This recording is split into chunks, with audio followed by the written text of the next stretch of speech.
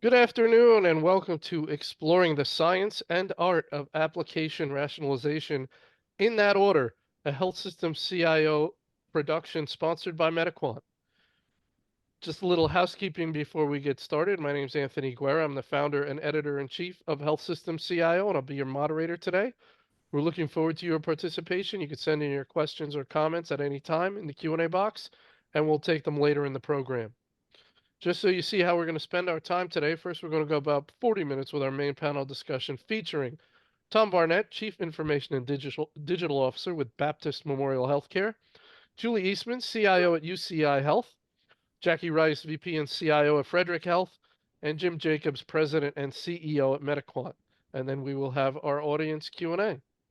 So let's jump right in. Tom, we're going to start with you. Can you give us an overview of your organization and your role? Sure. My name is Tom Barnett. I am Chief Information and Digital Officer for Baptist Memorial Healthcare. We're located, headquartered rather, out of Memphis, Tennessee, and we serve the tri-state area, basically central and northern Mississippi, western Tennessee, and northeast Arkansas. We also have about 240 or so ambulatory clinics, as well as our academic wing, which is Baptist Health Science University. All right, excellent, Tom. Thank you. Julie? Hi, good morning. I guess good afternoon, depending on where you are in the country. I'm Julie Eastman. I'm the Senior Vice President and CIO at UCI Health. UCI Health is headquartered in Orange, California. We're the only academic health system in Orange County. And we also now have facilities spanning into LA County as well. I'll share a little bit more about the recent expansion as we talk about the need for application rationalization when we get into the conversation. All right, very good, Julie. Thank you. Jackie? Hi, I'm the Vice President and CIO of Frederick Health. We are a community hospital in Frederick County, Maryland. It's about an hour north of Washington, D.C. We have about 270 beds. We have about 150 owned providers and 26 off-site locations for multiple services. Thank you, Jackie. Very good. Jim? Hi, Jim Jacobs, President and CEO of MediQuant. We're a software and services solution provider for the hospital market.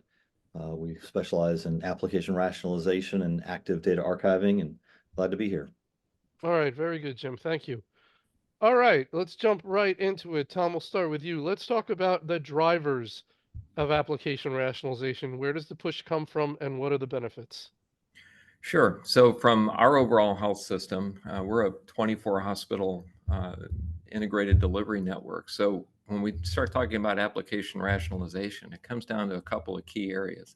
First being cost containment. You end up with an application spread or a sprawl that can quickly, if not governed and managed appropriately, kind of grow to become unsustainable. We also view it through not only a cost prism, but security risk management as well. Every one of those present another risk point that needs to be mitigated and managed from an IT security perspective. And then also just streamlining our overall support efforts, which gets into some of the support effort as well. But each one of those requires a set of typically administrative behaviors, support behaviors, reporting behaviors. There's a number of demands on an organization for each new app that comes up. By kind of addressing those and trying to bring that application mix into a more streamlined and focused manner, we're able to simplify the end user experience as well as manage our costs as well. All right, excellent. Very good. Julie, anything you want to add? Yeah, well, I think for us in particular, we've had a lot of growth recently, both through acquisition and organic expansion.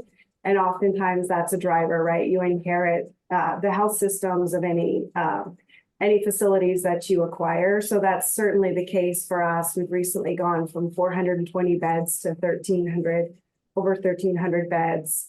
Our operating revenues have doubled in the last year or so. And we're expanding, opening an entirely new campus here in Irvine. And so because of that, you know, the expansion that we've experienced, that's often a driver. I think Tom hit on it, regulatory changes, whether they be around security or otherwise, often is a driver that we've seen as well. And then the other component that I would add is sort of the push to innovate. Oftentimes there's a belief that new is innovative, and that often drives a lot of application expansion as well. So that's what I would add. Definitely one of the causes. Very good. Jackie? I would we're a smaller community organization, but so if we want to buy more or innovate and do those things, we really have to keep the cost in mind and looking at all of the applications that we already have. What are people using? What are they not using? It's an important step to be able to have the funds to purchase the new coming up. We can't just keep adding on $1 million every year in application costs. Very good. Jim, thoughts on the drivers? Yeah, sure. Those are all fantastic drivers that were mentioned. We see that the hospital systems are embracing the idea that they need to just, they've got inventory systems, but they have got to say, how do we, Tom touched on this, a codified approach to applications. Which ones can we archive or sunset? Which ones are duplicative? Where do we have opportunities if we're going to need to spend another $1 million next year? As Jackie was just talking about, where can we save on systems we no longer need or no longer use? So it's not a glorified inventory system. It's a full approach to what do we need, where are we going? Especially if you're acquisitive, it gets even more difficult. How do you actually standardize? It's a really interesting and tough challenge. All right. Very good. Excellent. All right, Julie, we're going to start with you on the next question, which is, and here's really one of the underlying ideas of this webinar, that there's a science here. So let's first address the science of application rationalization. How can IT executives help identify, and then I mentioned some different types of what might be considered ripe targets. So you could take some of those if you'd like, but what's sort of that science-based or data-based approach to beginning to evaluate these things? Yeah, so maybe I'll go off script a little bit here, Anthony, if I may. What's not listed here as we look at the science of rationalizing, that is sort of a reaction, right? Rationalization is a reaction to a situation. I think that the very first step in the cycle is really looking at how things enter the environment. Now, in the case of acquisitions, you don't have a lot of choice. You have to absorb the applications of the facilities that you're integrating. But in many cases, I think that the desire to grow and expand solutions and applications in this case, you have to really look at why across the organizations, why are folks seeking third-party systems or systems that maybe fall outside of what your best of, what we used to call best of cluster, or your enterprise application suite. And so I think when we talk about the science really, and I think the important point here is that it starts before it becomes a reaction, that you're actually looking at the reasons that the organization's looking to bring in a lot of different niche systems, unique systems. And so oftentimes some of those reasons are, it's faster to go buy a software as a service kind of solution than to get your IT team in many cases to actually, implement something for you. That's not the right reason to do that. So, work to solve that problem. Sometimes there's a lack of trust in the larger vendors, whether it be an EMR or ERP. There's a perceived independence with introducing some of these best of breed applications that are more managed at the department level and maybe managed outside of IT. And then some of it's just, culture and politics, right? But I'm trying to focus within our organization on some of the front end introduction of the third-party apps to sort of stop the bloat on the front end. Yeah, just a quick follow-up there, Julie. from a governance or the buying process, is that's something people work on as well, right? In IT. So trying to get it so before anything gets approved that has any sort of technology component to it, it's got to be signed off on by IT. But that can be very difficult when people have their own budgets and now there's software as a service. So it's a lot easier to buy and start using technology without bringing IT in. So, Exactly. but are these some of the things you're trying to do on the front end?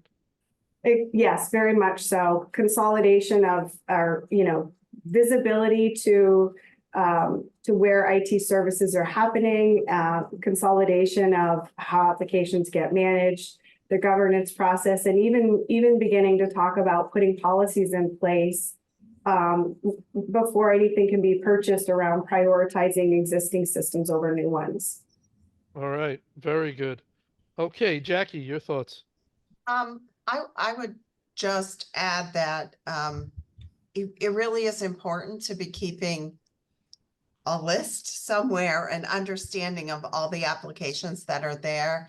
And in our organization, we are smaller than you guys. I have to sign off on any contract that comes through that has to do with data or IT, any software data, anything like that.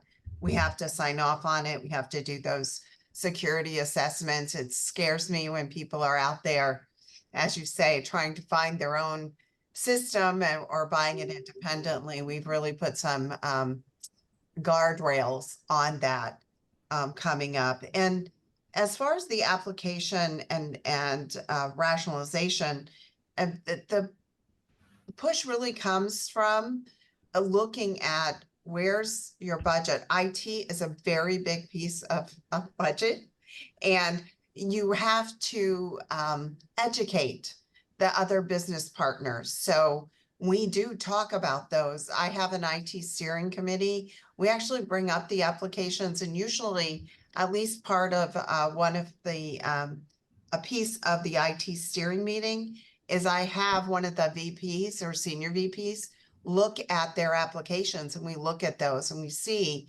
what the costs are so that they even know.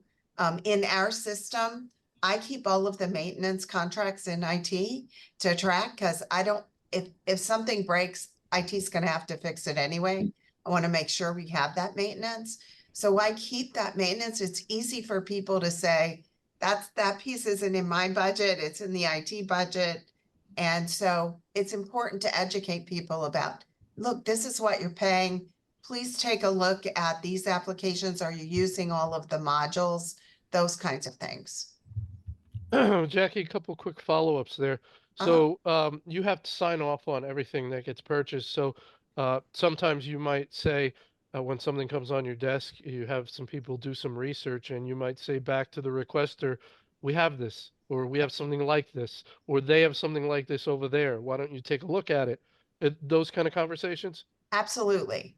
Those conversations happen all the time. Like, I want this Adobe DocuSign. Well, we already have another, we already have DocuSign, but there are so many different flavors out there, and people don't know what you have if they're just trying to find something. So that's why we do that sign off. Exactly. And then the other element you were talking about is you want every application to have an owner of either department Yes. and hopefully a human, I would imagine. So you could say, here are the applications assigned to your department and to you. Yes. Like, do you acknowledge these? Do you use these? You're paying for these.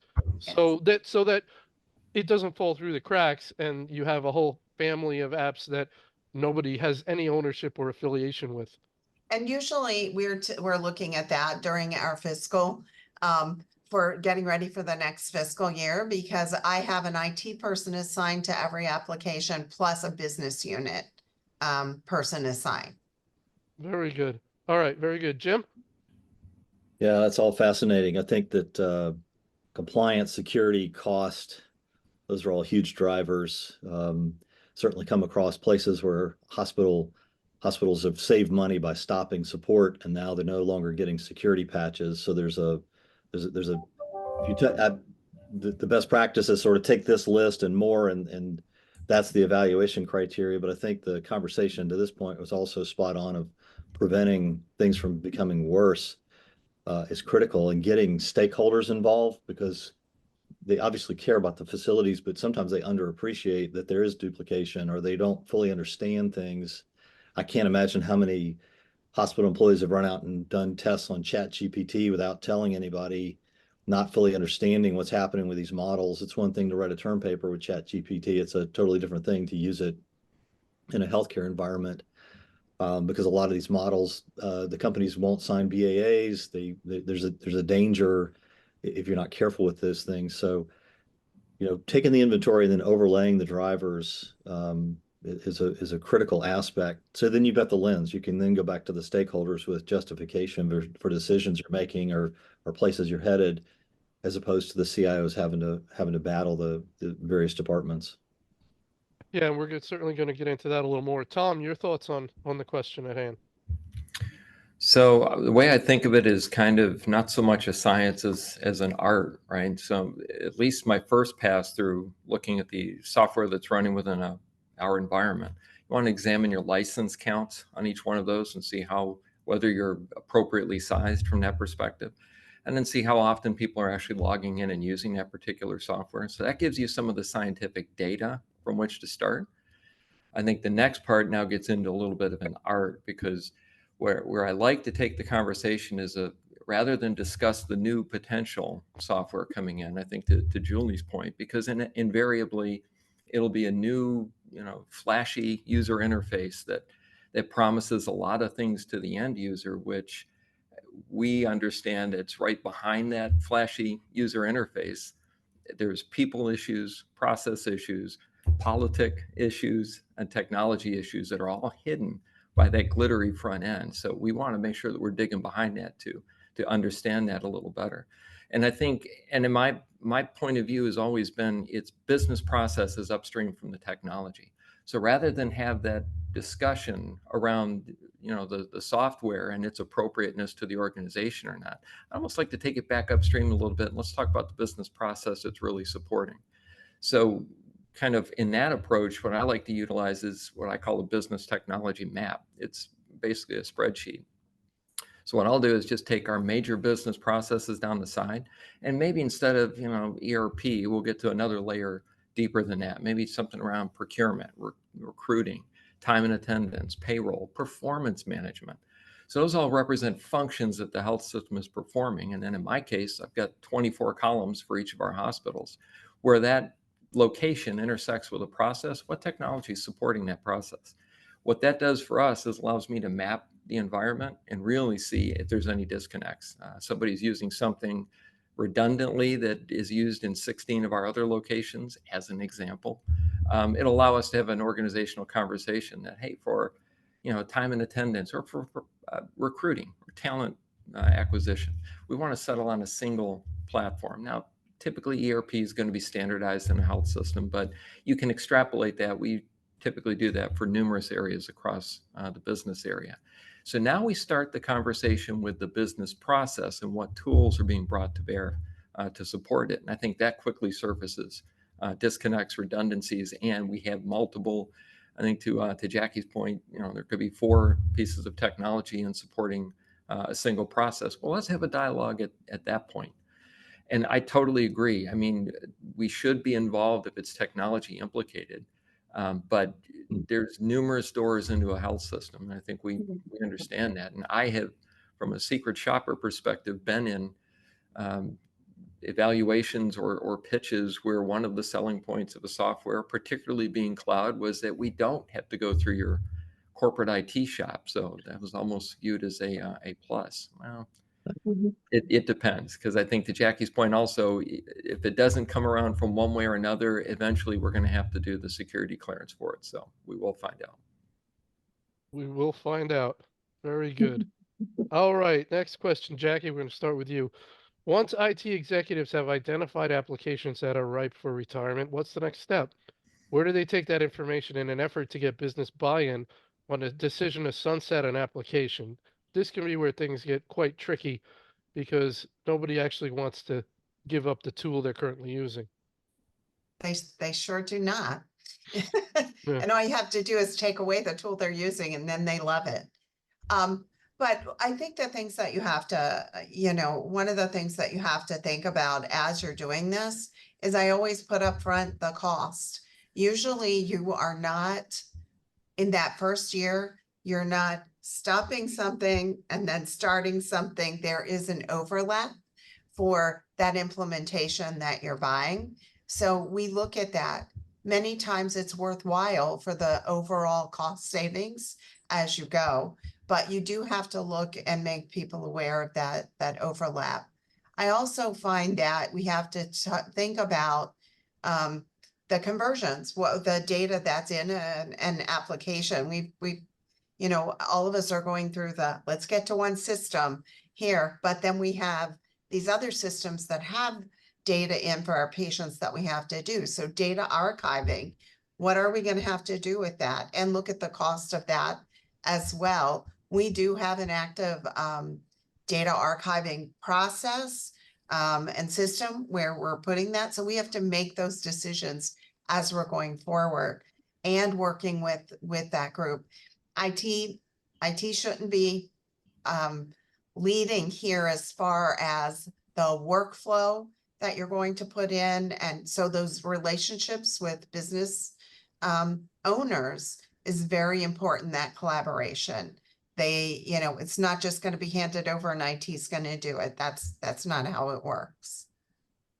Very good. Thank you. Jim? Yeah, I would agree. Even Tom set the table on if IT is supposed to run all this and justify it, it's tough sledding. It's got to be the business owners who are justifying why they need something, how it helps, how it's moves the organization forward.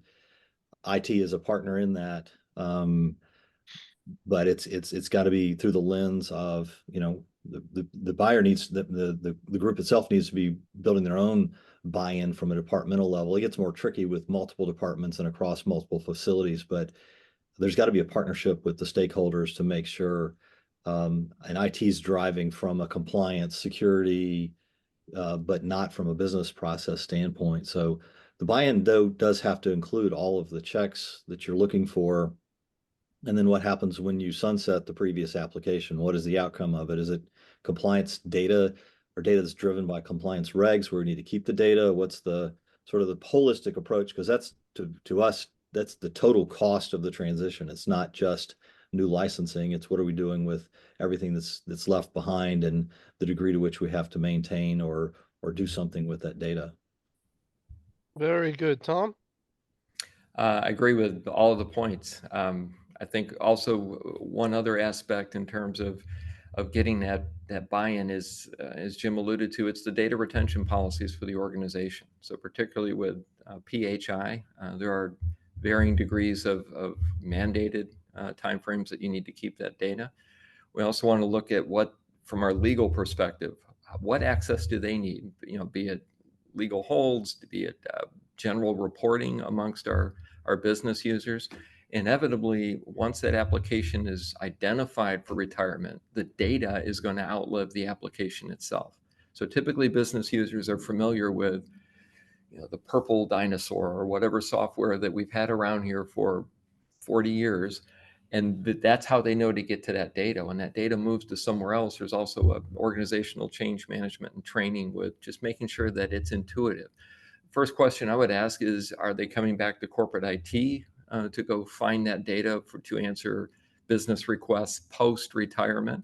Or is there going to be type of a self-service model? And if so, making sure the appropriate training's in place as well. Very good. All right. Next question. Jim, we're going to start with you. What are some best practices once an application has been slated for sunsetting? Talk about transitioning users off of an application to be sunsetted onto a go-forward tool. Consider the following scenarios. The go-forward app is already in use at the health system, sort of we're going to consolidate or standardize on this one. Or you're maybe retiring something, that one of those homegrown things that, hey, we need to get off this. What's our go-forward tool? Let's go make a selection and bring that in. So Jim, your thoughts? Yeah, sure. I think if it's already in use, there hopefully is a already been best practices. Tom talked about having to make sure that users know how they will get to data or service the new system. So there's hopefully the onboarding of the departments that's there if it hasn't been purchased yet, figuring out the best practices, because buying the software in some respects is maybe the easiest step, literal, the literal buying, purchasing, contracting. It's how do we actually, what's the definition of done? Well, when it's adopted, when the users are actually making use of it, when they're actually getting value out of the software. So we've got to think through training, what happens to the data, and the effect on just you talk about data retention, all of the aspects of what it is that we're doing, because transitioning in hospitals, especially if it's under regulatory rules, or maybe the data is going to be potentially involved in a release of information request, or maybe it's now included in information blocking considerations. There's a lot to think through from a best practice standpoint, and then making sure, again, back the departments, that department level buy-in is critical. They've got to be, they actually owe the mapping within their own departments of how to move this forward. All right, very good, Tom. I think as we're thinking through in terms of whether it's already here or whether that app needs to be sourced, if it's already here, I think to Jim's point, it becomes a little bit of a organizational change effort to consolidate either data and or other platforms onto the one of choice. That's one level of discussion. If we're looking for a brand new solution, then it really behooves us to make sure that we're partnering, in our case, with either external consultant expertise in that space, or if we have it in-house, that would be better. But we want to do a marketplace assessment. We want to make sure that we're putting the right options up with our business partners to talk about an accurate pro and con against the features of each one of those, so that we're arriving on ideally an objective scoring systems that we all arrive to the right answer, and we jointly and collaboratively select that new platform. Oh, very good, Julie. Yeah, I think it depends on the reasons why you need to do the sunsetting, right?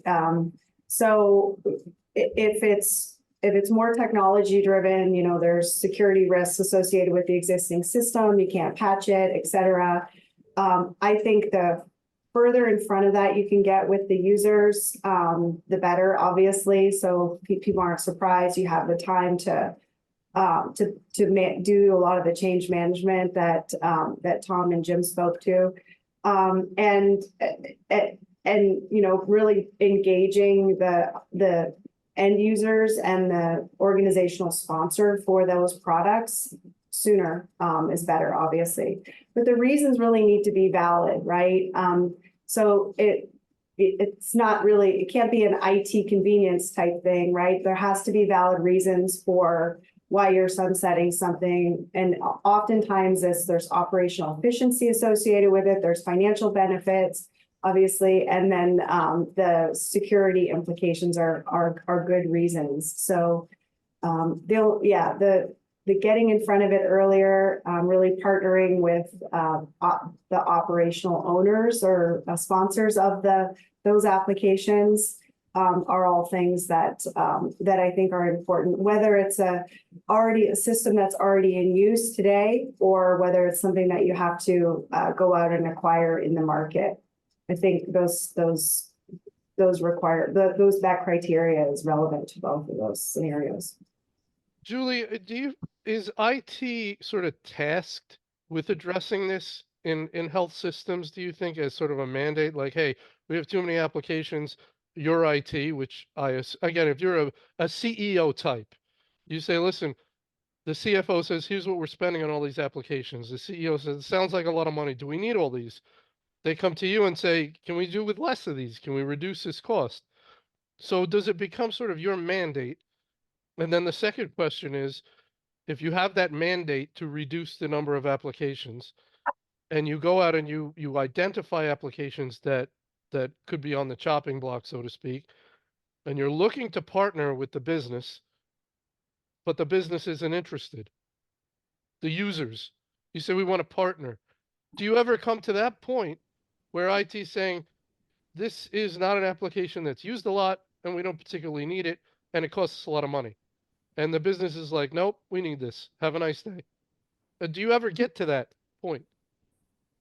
Yeah, I think anybody who said that they don't get to that point Right. would be, well, I want to know where they're working. Right. But in terms of the mandate, you know, I think folks outside of IT just understand our costs are high. They don't necessarily understand that it's an application situation that are, you know, as we layer in more and more applications, that the ongoing support of those applications, whether it be in resources to support them or license support and maintenance fees, I don't think that folks get to that level of granularity and understanding that that's an opportunity to reduce costs. It's just that our costs keep going up and folks don't necessarily understand why. From my perspective, from an IT perspective, we do understand why. We do understand that's why we put a funnel in place to, instead of people just buying a new piece of software or new solution, and sending it to us as a request to implement it, we flip the process to, as we take requests, we say, what problem are you trying to solve? Not what system do you want to buy? So that we can look at solving the problem with existing solutions, or maybe it's more of a people and process problem and not even a technology problem. But in order to do it, but that's my driver. It's not necessarily an organizational driver. However, one of the things that I've done is connected into our strategic operating plan. So each functional area brings specific tactics that we'll do through the course of a year that contribute to our strategic operating plan.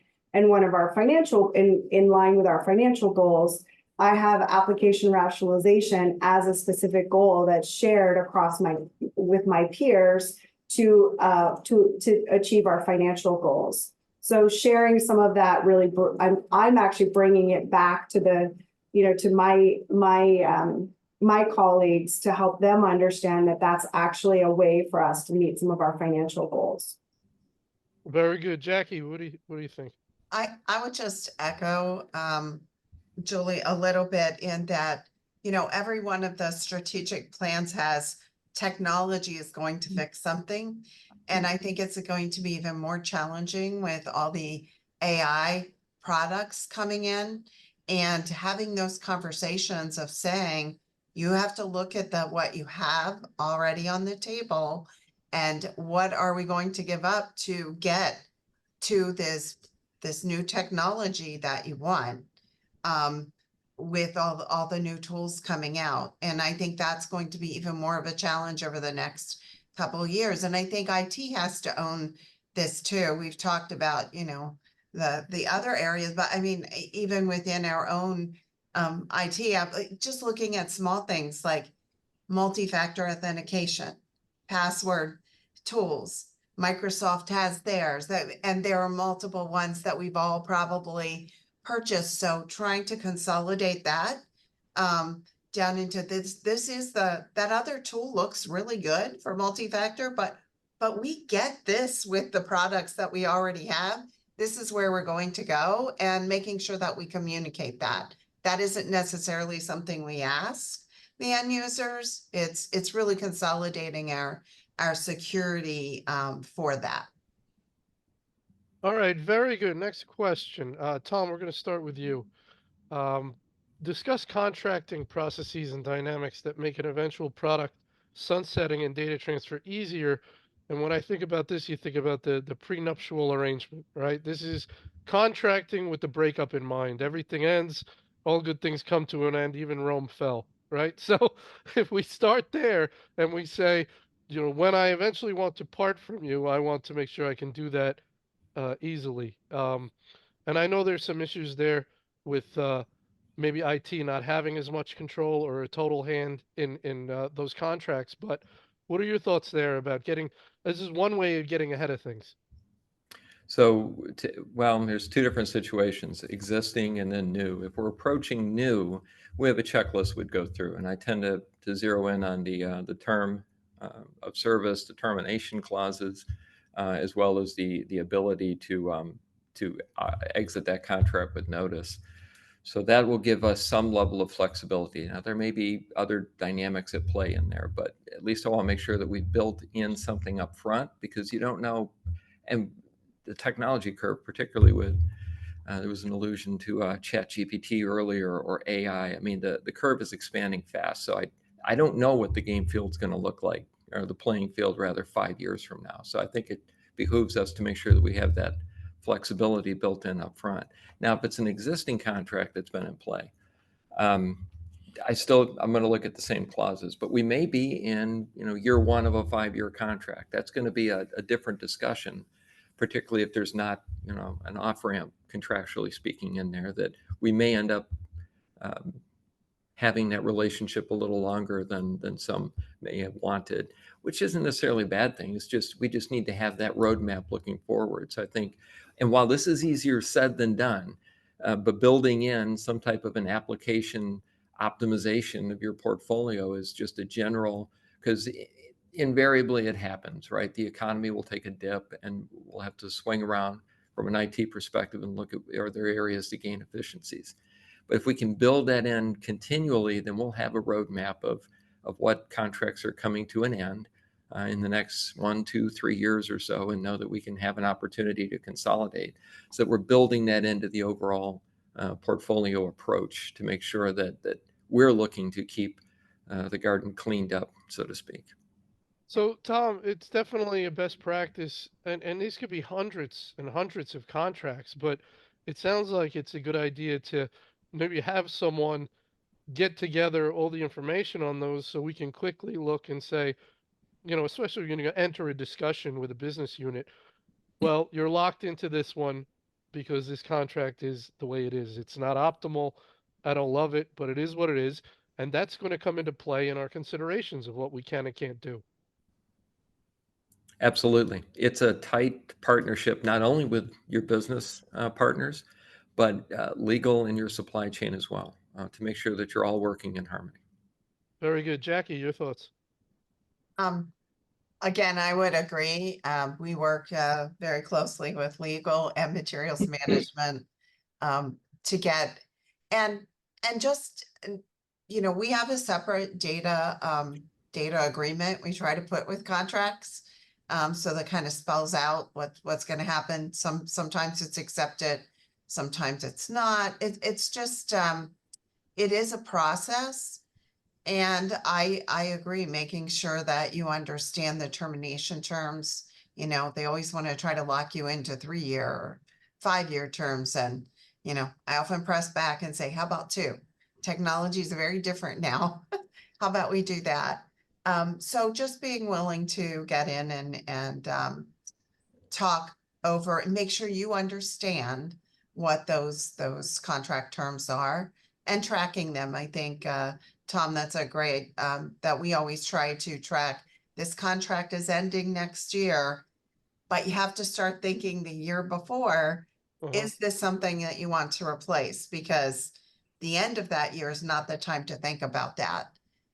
You have to think about it in advance if it's something you already have, to do that planning, the selection, and everything that needs to occur. So, Jackie, the negotiating on those elements of a contract is just as important as negotiating on price. Everybody thinks of negotiating on price, but you also need to be negotiating on these clauses to get Yes. out and for data transfer and all that. As you said, it's 5 years. Well, how about 3? Well, let's meet in the middle. It's just a typical negotiating, correct? Correct. Yep. Very good. All right, excellent. Jim, your thoughts?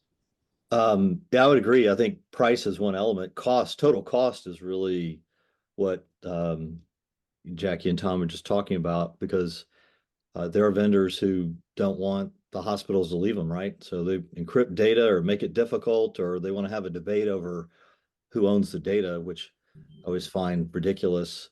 It's the hospitals need an ability to serve patients and their organizations, and so all these points are super critical. And Jackie, I was right there with you with the contract management side of app rationalization is understanding what's the lead time to start having these discussions. Because oftentimes the stakeholders look up and it's 3 months before a renewal comes up, and IT was kind of busy already. So having some fire drill at the end of a contract is not the way to go about it. Transitioning off of a large system, transitioning an ERP, that's not a 60-day endeavor. So getting way ahead of it, conscious planning, that's where the contract data itself is extremely important, because then you have a countdown. You have a calendar, you can start the vendor selection process, you can, deal with the transition issues, things like that. Plus, you have time to not make a decision if the vendors you're looking at don't pass the criteria that you have for them. Hey, Jim, do you think this being cognizant of these contracts, these kind of issues, and when things are going to expire, and thinking ahead as to when we start need to revet, is that on the business unit or is that on IT? Um, when I think about app rationalization, I think of the contract information needs to be part of an app rationalization program. But clearly the stakeholders need to understand what runs their businesses, what runs their processes. I could argue that there's a shared responsibility from a best practice when we see that the CIOs, or some CIOs, are staffed with like a VP of applications. That VP of applications actually has the data for the contract renewal dates, and it's factored into the decision making that gets made. But it's at a minimum, the stakeholders need to know for sure. Yeah. Okay, very good. All right, we're going to take some audience questions here, get those in front of the panel. Question from our good friend Bill Spooner. After years of moving down the continuum from best of breed, best of suite, enterprise integrated solutions, it appears that innovators, vendor and provider alike, are pointing to areas that a niche solution can do better than an enterprise solution, be it Epic, Workday, or whatever. Can we win the rationalization war in light of this innovation? Interesting point. But listen, there's a huge overarching point that Bill's making, which is, uh, have we have health systems surrendered some of their innovation to their large vendors, and they only innovate as they innovate. As they innovate, we innovate through them. And if they were to stall on their innovation, we would stall. So Bill's saying there may be a need here for these niche solutions, and that goes against trying to reduce your number of apps. So who's going to take that doozy first? All I'll jump right, in. Julie, jumping in. I Yeah. love it. I love it. Yeah, I think it gets back to, hi, Bill. It gets back to the problem being solved. I think too many times IT is seen as the gatekeeper and, shutting down the notion of introducing new technology because maybe an EMR vendor, largely, gets you 80% of the way there. I think when you start to ask the question and get the answers to what problem you're trying to solve, and you approach it with an open mind of, can we actually solve it today with what we already own? Is our existing suite of products or solutions close to getting us there? And when the answer is no, then it does make sense to introduce and to layer in maybe innovative new solutions. Just shutting down the conversation and saying we're trying to keep our costs down, or we don't want to add to our add to the burden that already exists. That doesn't make us a strong business partner, right, as an IT function. But changing the conversation to be, what problem are we really trying to solve? And if an innovative new technology being introduced into the environment is the way to do it, then we have to be open to that. Anthony. Yeah, Tom, go ahead. No, this is Jim. Oh, sorry, Jim. Yeah, it's okay. Fascinating question, and hi, Bill, as well. I think that if the office of the CIO is just viewed by the organization as running back office and making sure we're maximizing modules and it's all cost, it's hard for the CIOs to have a voice on how do we grow the organization, how do we advance. So the best practices are where CIOs can use the lens of the large vendors and say, do we have a module? And that's a necessary question that should always be asked. But there should also be a speed to value, how long? Is it just been pre-announced? There should be a much broader lens, because the best organizations view technology and the CIOs as assets that are helping grow and become bigger and better organizations. So yeah, if a vendor cannot keep up, then they'll get left behind at some point. I think just to add on to that as well, Jim, having that ongoing dialogue is critical with your platform partners to know what's on their roadmap. So we'll typically look at those features. Again, to Julie's point, what problem are you trying to solve? Does the current platform do it? Is it on their roadmap to be done shortly? If not, we absolutely want to be able to extend that platform with complementary technologies, and it may only be on an interim basis until the platform catches up. I mean, at one point, the best way to get audio in your car was to go to an aftermarket radio. That didn't come. I hear that from others. I wasn't around during that time, but now, car stereos are up to snuff, so to speak. So you don't see that as much anymore. So it's a similar approach with platforms. Jackie, any thoughts there? I would agree. And sometimes, it's just like you do anywhere else. Is this a want or is it a need? And right now we're kind of at it, you need it, then we're going to look at it. I do think that those niche things coming out that I can't tell you how many phone calls and emails I get about the latest. We have the AI product that's going to solve this thing. So quite honestly, those scare me a little bit. I'm probably going to be looking at my EMR for some of those solutions that's going to be included in that. So it depends on what they're looking for, but that's my thoughts on it. I just have to ask Julie, let's talk a little bit about this 80-20 thing, because this has been the idea that if we can give you 80% of what you're looking for with something we have or something in suite, then you got to live with that. And the idea is that you're going to lose 20% because all the benefits we have by staying in suite, right? That's why that's why we're only saying, if I can give you 80, I don't have to give you 100. It's just an interesting argument, right? Because you have to say to the user, yeah, what you're looking for may be better, but I got you 80% of the way, and that's good enough. I don't know. What do you think? That's not actually what I meant by the 80%, that I was referring to, although that, that can be the case. What I meant was you may only be able to get 80% of the way to, solving real problems and, strategically positioning the organization. You may have to layer in another 20% to get to 100. So I wasn't saying settle for 80% because our existing vendors will get us there. There may be a real business reason to layer in additional applications. Okay, very good. Jim, have you heard that though? That I've heard that 80-20 thing where if we can get you 80% of the way in suite, you got to live with that. We're not going to go outside of suite. You've heard that, right? Oh, absolutely. If in some cases, if there's been an adoption, say, of the new EHR, it's like we're just going to wait for them to put the module in, or you have to use the modules, and that's it. I don't see that as much. We don't see that as much as we used to, especially when the big purchases were made, because some of the cost is extraordinarily high to move.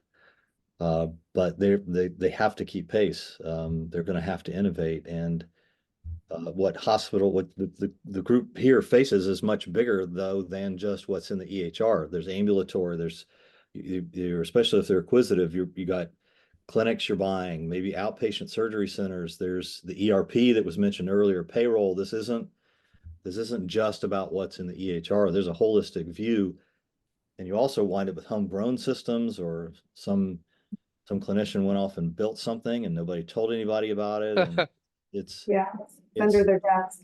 There's no, I don't know what the total capture of business processes is by the large EHR vendors, but it's certainly not 100%. So the decision making is much broader than just that one focus. All right, very good. Next audience question. Tom, this is specifically for you. Do you have a role like a business relationship manager, do the mapping of technology to business processes? So while we don't have an identified role as a BRM, so to speak, we do have the business relationship capability. And from that standpoint, it's my application leads and my technology leads are part of our overall governance model, which definitely does bring the voice of different areas of the business to the table. So we do the function without having the named individual. All right, very good. Next question. How are you maintaining a support model? Are you hiring more analysts as X number of applications come in, or relying more on managed services contracts? I have a hybrid model, but it does feel like I never have enough resources as the applications grow. Maybe if you could even mention the size of your staff and the inevitable question of who's so and so's backup. Jackie, you're nodding, which means you're going to get the question. That's the problem with Yeah. video. I can see you nodding. Go ahead. Yeah, well, that is a problem. No, I would say I always feel like I don't have enough people. We are an independent community hospital, so trying to maintain that with the financial situations as it is coming out of COVID, where, you know, the whole Change Health thing, we have financial issues. So when you're sitting in the boardroom and they're talking about what we're going to budget for, and I have a nursing background, is it going to be a nurse? Is it going to be my new security, cybersecurity person for me? Is it going to be an analyst? Those are some really tough questions we've had to deal with the last couple of years. And I do feel like we certainly do not have a model of once we get this number of applicants. It's a struggle. I do know if you have to bring things to the table for more people, you better come with data.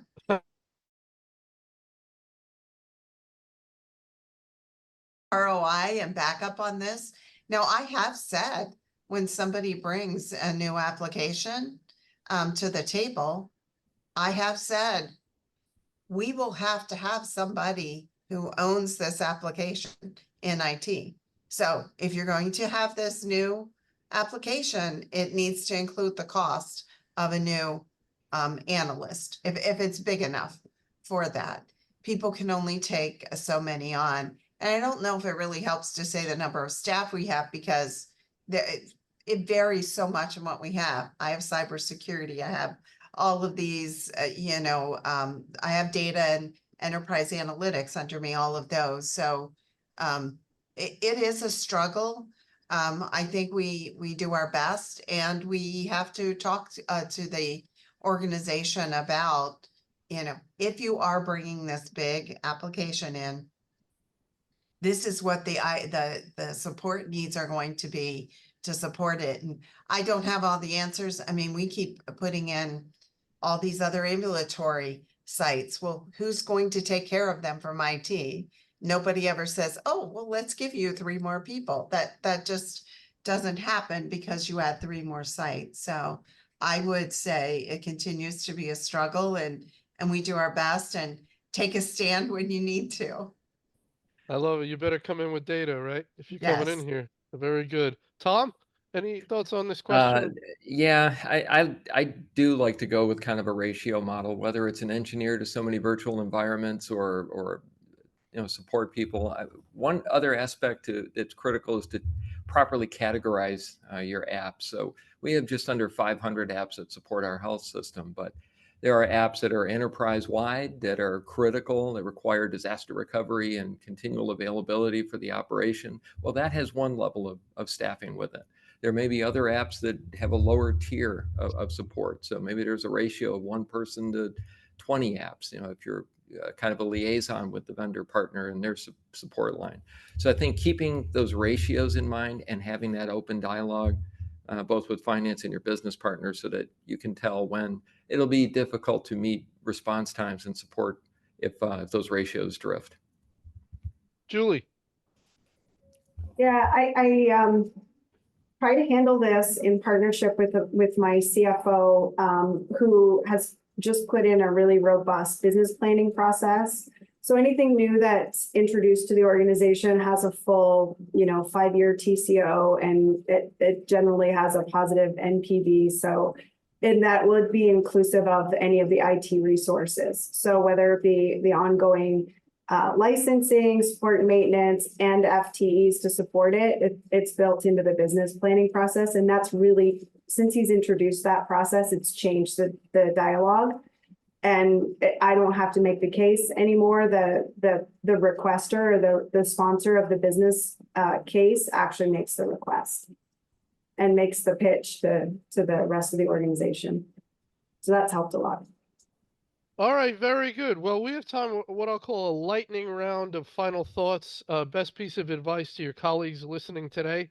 So brief comments on that, and then we'll have to end it there. So Jackie, let's start with you. I would just say that just recognizing this is a big part of what we do, especially coming up in the future, to keep track of your applications. When are they coming due, and what is having a formal plan for communicating with the operations staff, or let's take a look at it. You should look at it every time. It shouldn't just be, I'm going to sign off on this contract again. Very good, Tom.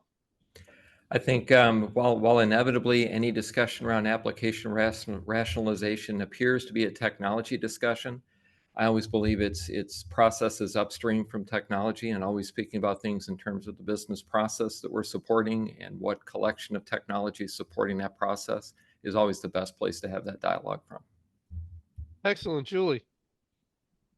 I would say that if everybody owns application rationalization, nobody owns it. And really engaging operational partners in a shared goal across the enterprise is the only way to tackle it like a program. Very good. Jim, your final thought. Yeah, I think this is a super important conversation. I think the best practices are where the CIOs have tremendous support from their executive colleagues. It's viewed as a system issue. And what I'm also extremely interested in is leveraging organizations like Chime and others to help more and more CIOs build competencies around these areas, because it's tied to a hard ROI, return on investment. Hospitals are under so much pressure. This is an area where there's a definite benefit to the hospital systems. Excellent. Very good. Regarding continuing education, you could use the final slide in this deck. You'll get an email when the on-demand recording is ready for viewing. If you want to work with us, you can reach out to Nancy Wilcox from our team, and you can go to our website to register for upcoming panels. With that, I want to thank our wonderful panel, Tom Barnett, Julie Eastman, Jackie Rice, and Jim Jacobs, and I want to thank MediQuant for sponsoring and you for attending. And with that, everybody have a wonderful day. Thank you. Thank you. Thank you. Bye-bye.